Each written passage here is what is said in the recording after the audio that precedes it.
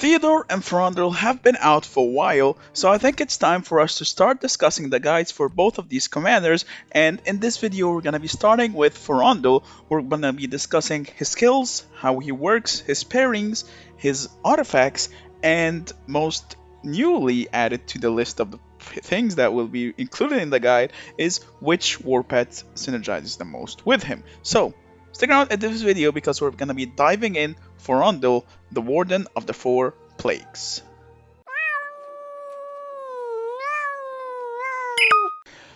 What is up guys, MEOWER here back with a brand new Call of Dragons video. So Forondil and Theodore have been released starting this month I think, during the patch for the Season 2 update, the Icewind Oath, so I think it's about time for us to start discussing the guides for both of these commanders. So before we get started, of course, please don't forget to drop a like, don't forget to subscribe, and then we're gonna start diving right into the builds of Forondil, his skills, his artifacts, his talents, and most importantly, his Warpet. So that being said, let's get started. Forondil is the Warden of Four Plagues. He was one of the most anticipated flying commanders to come into the game, as he is a flying cavalry commander. He was super anticipated. He was teased much earlier with the announcement of the upcoming four commanders, and he's finally arrived. And my oh my, did he deliver on being OP!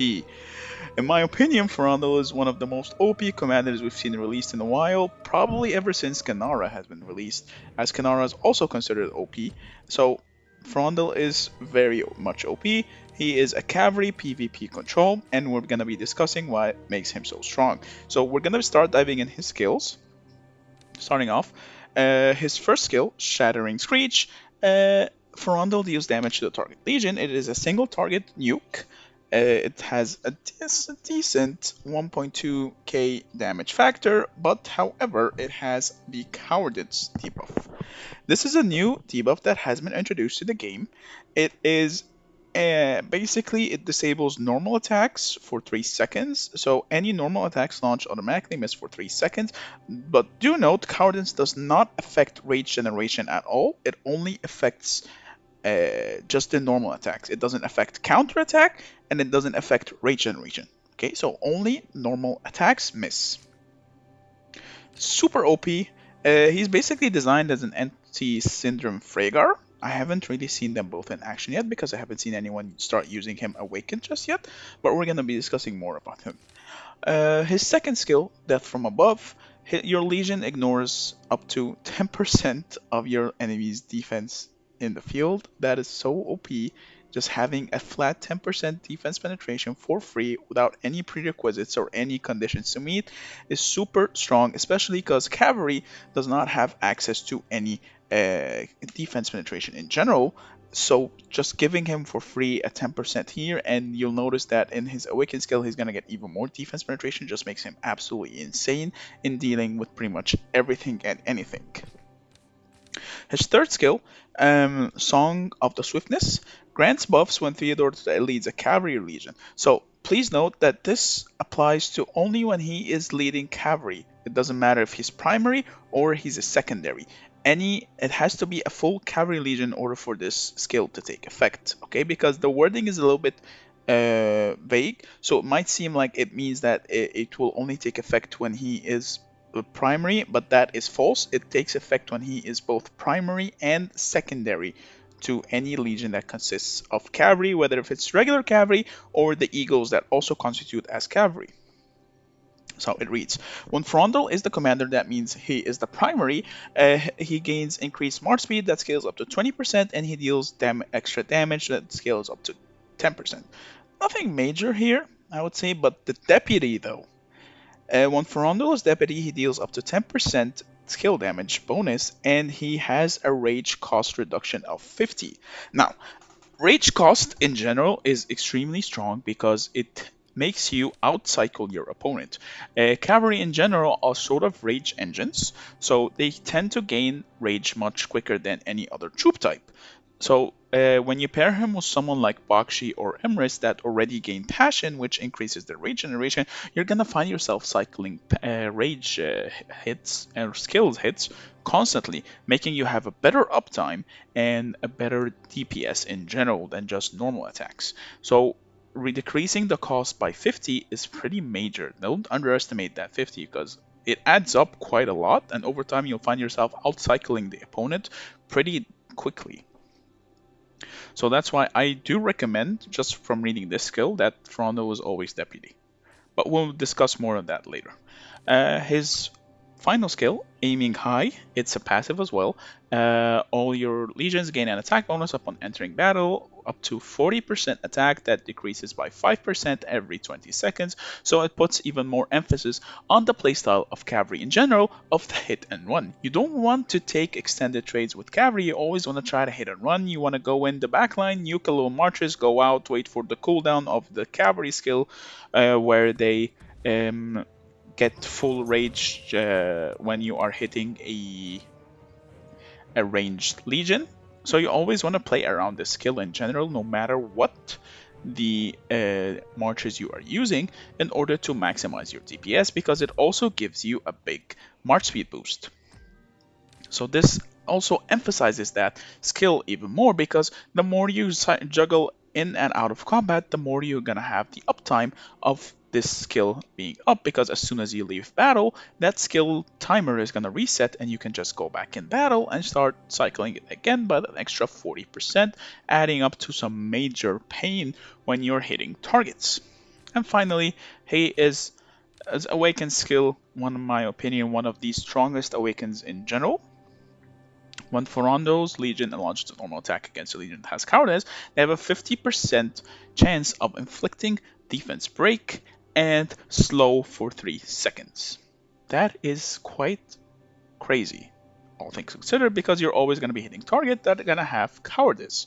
So you're pretty much guaranteed to inflict 20% physical damage break and 20% march speed slow, when coupled with the already 10% ignoring the enemy defense. You're looking at least a 30% defense penetration just from this march for just existing and not doing anything else. Now that is quite crazy. The extra march speed slow as well guarantees you that once you pick off a target, they're pretty much guaranteed to die, as this effect can be triggered once every 5 seconds, when in reality it has no cooldown whatsoever, because by the time that cooldown of the 5 seconds are over, you're gonna have your next rage cycle already. So it's just to prevent stacking from multiple Forondils that keep on hitting cowardice, and you just non-stop applying the defense break and the march speed slow. Other than that, it's an absolutely insane awakening passive, and I highly recommend you awaken this commander as soon as you get him. And the way that you get him is from the Wheel of Fortune, the lucky spins. You can exchange universal hero tokens, and of course he will show up in the daily deals much later on in the season, as do all commanders eventually show up here. He's going to be showing up here, and you're going to be able to buy out his tokens, and then you can just work on him from there if you're not able to get the wheel constantly. And that is pretty much everything when it comes to his skills.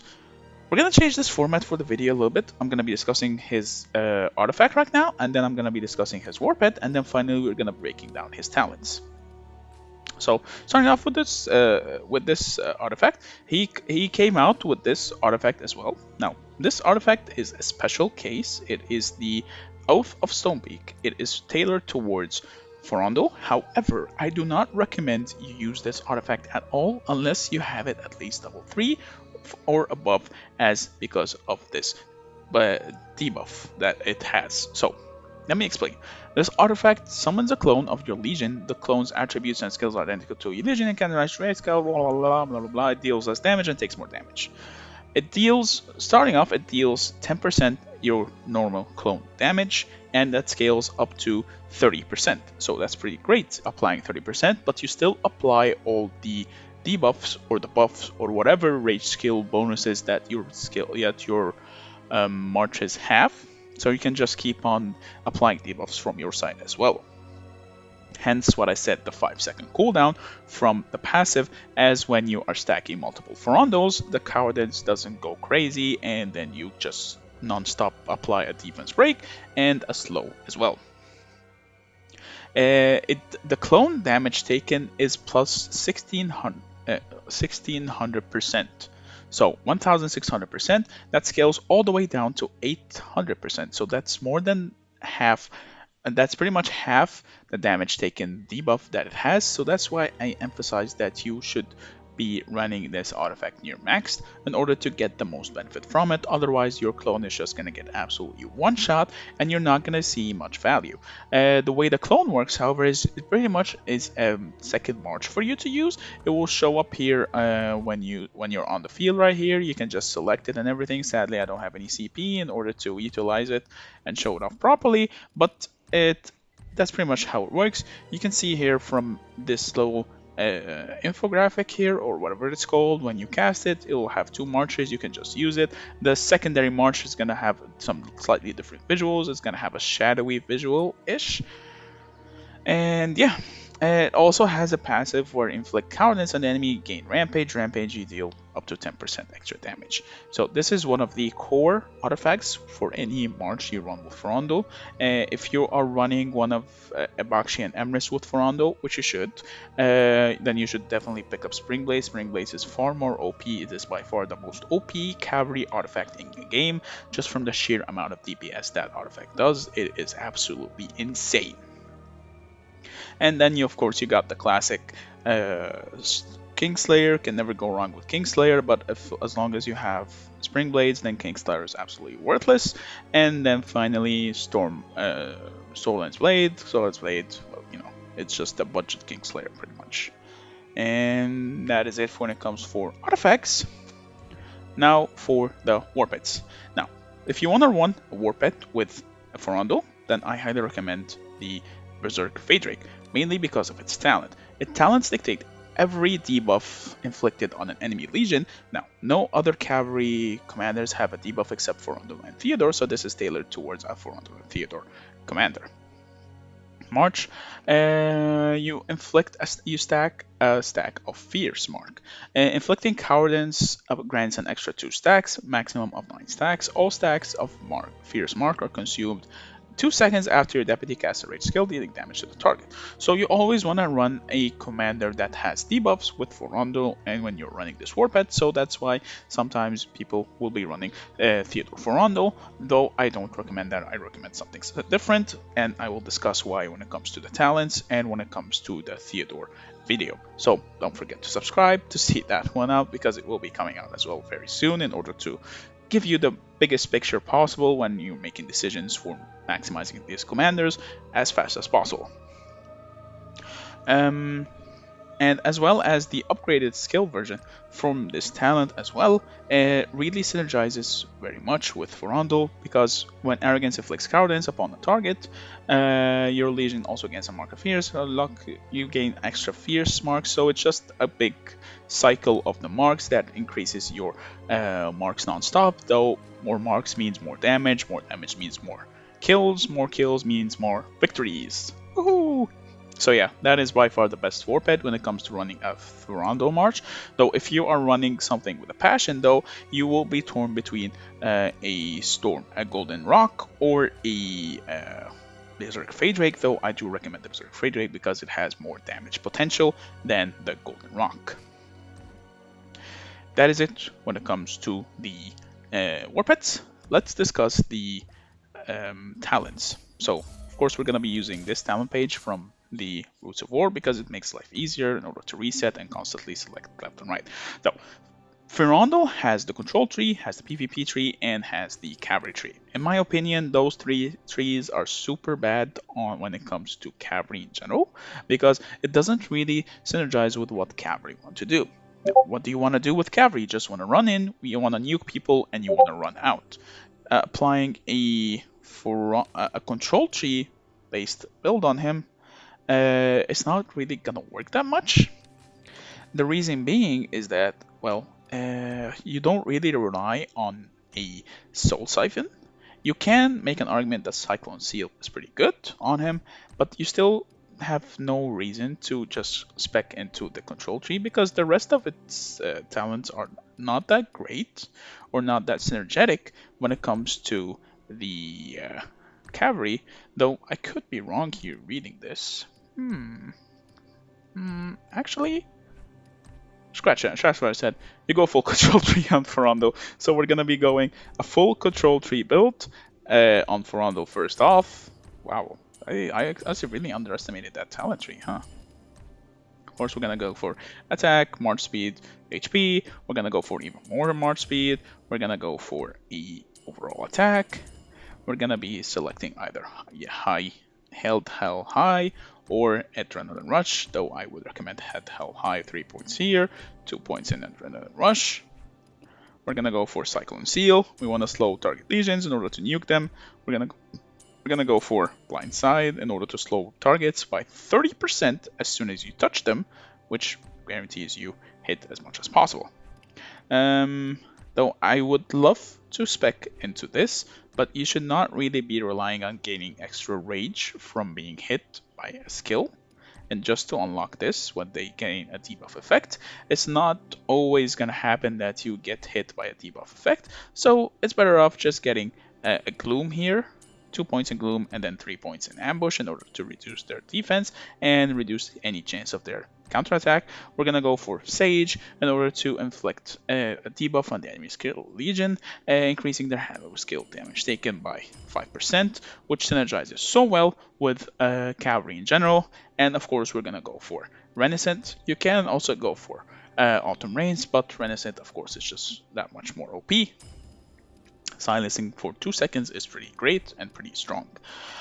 Now, where do you go from here? You can either option A, go for the PvP tree, or option B, go for the cavalry tree, depending on your playstyle. If you want to be taking extended fights and you know you're going to be fighting open field, then go for the PvP tree in order to get the Army of Valor.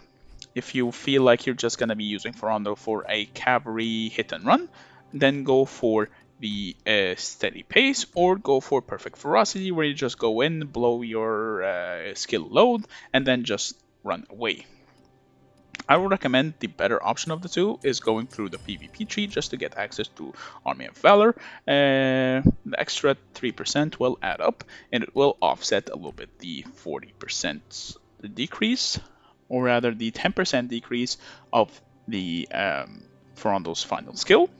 Because at that time you're only gonna be losing 20 seconds. That means you're only gonna be losing 5%, and instead you're gonna be gaining 3% extra damage, which will add up insanely high. We're gonna go for Rivalry. We're gonna go for Fury Flame.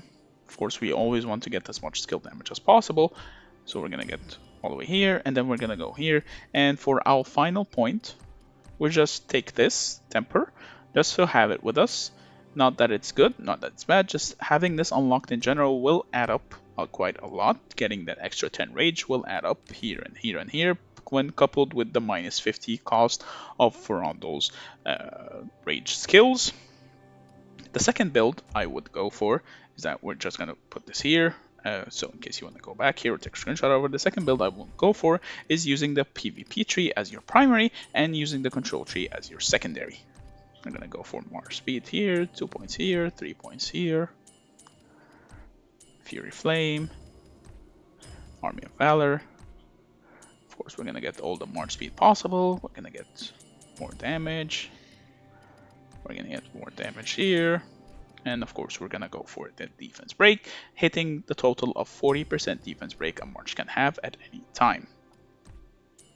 And then of course, we're gonna go here. We're gonna go for overall attack. We're gonna get even more attack, and finally we're gonna get Cyclone Seal, and then we're just gonna unlock Head Hell High here just to get that extra effect of getting those extra rage skills in general.